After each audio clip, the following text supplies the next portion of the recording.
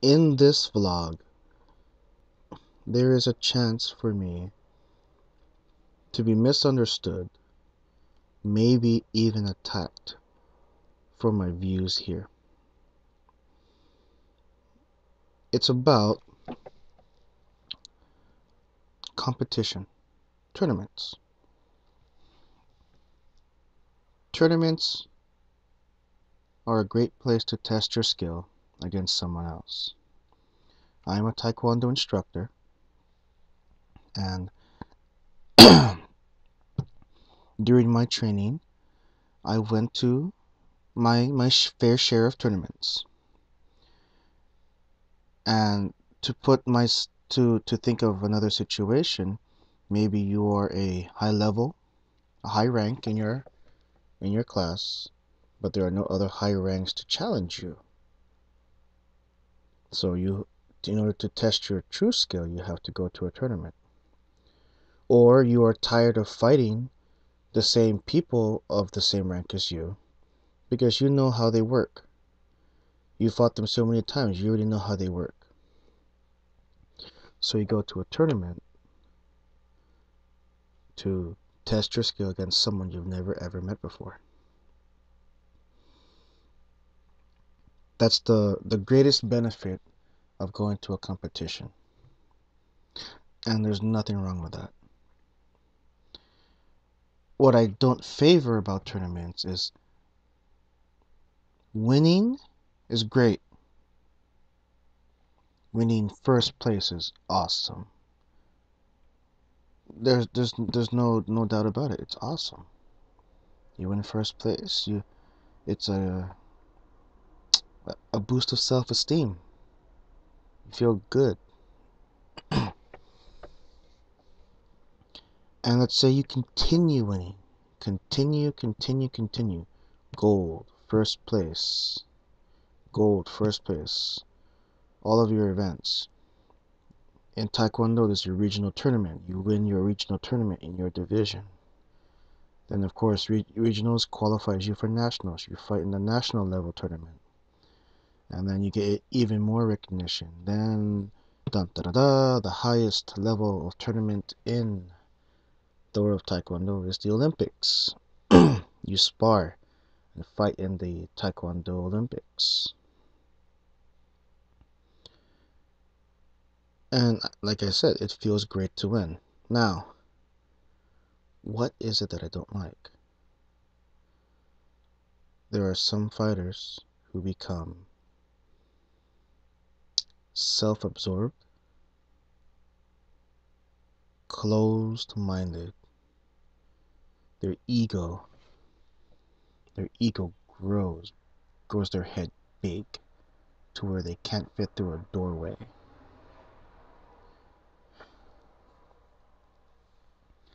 And if they go to a dojang of a I have to be careful with my words, of a lower caliber. No, I can't even use the word lower. Of a different caliber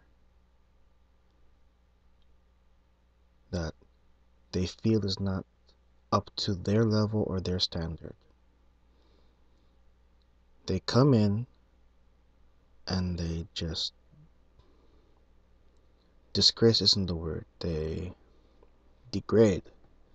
They degrade that class, that dojang. Oh, I fought on the national level. I'm on my way to the Olympics. Your class ain't shit.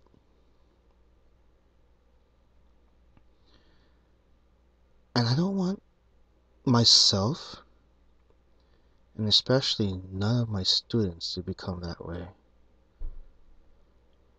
I'm not talking about or worried about someone becoming a full-on dick about it.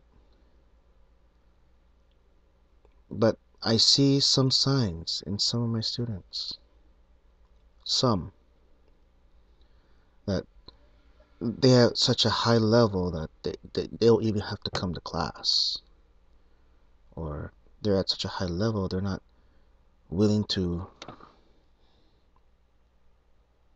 to open their mind to helping spread the love of Taekwondo to those that need a little more attention when training in my class.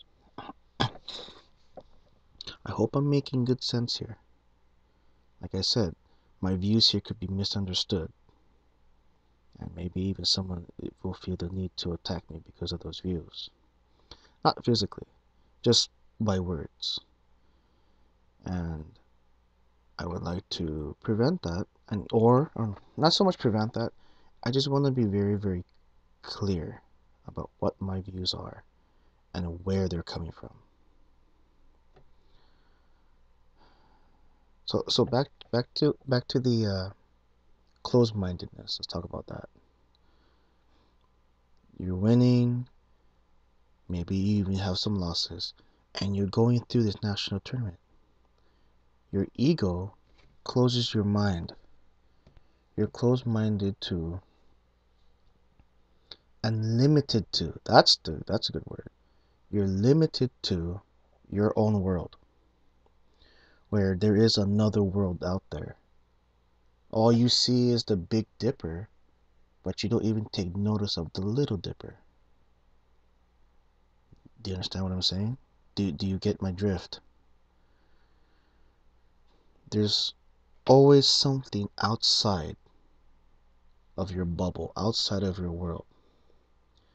And I think that as a martial artist, you should expand that bubble of yours, expand that world, and explore these things outside of the bubble you once had.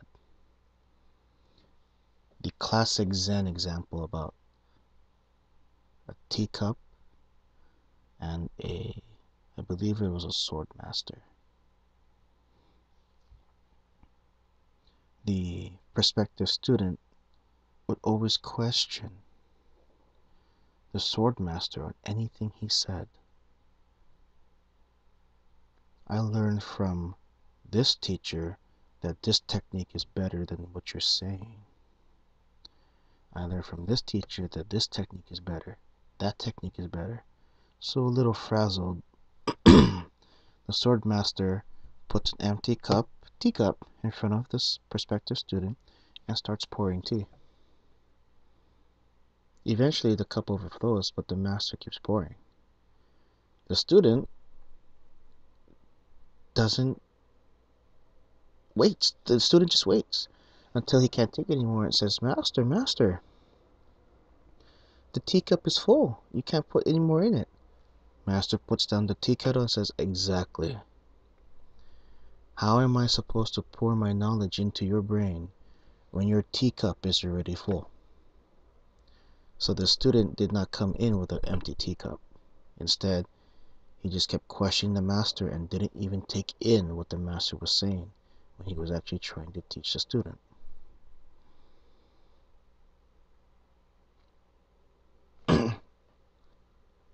I wish for myself and my students, I wish that we remain and maintain an open mind. We remain open-minded. And I would tour my organization, my outreach program organization, with other instructors. I always came in with an empty teacup. Always. Because it's disrespect to the other instructor if I start to enforce, if I start to show my values and my techniques to their student. Utter complete disrespect. When in Rome, do what the Romans do. It's disrespect. And I am not a disrespectful instructor to other martial art instructors. Well, let's see what happens. Maybe nothing, or maybe I'll get some comments about this. Okay? Peace.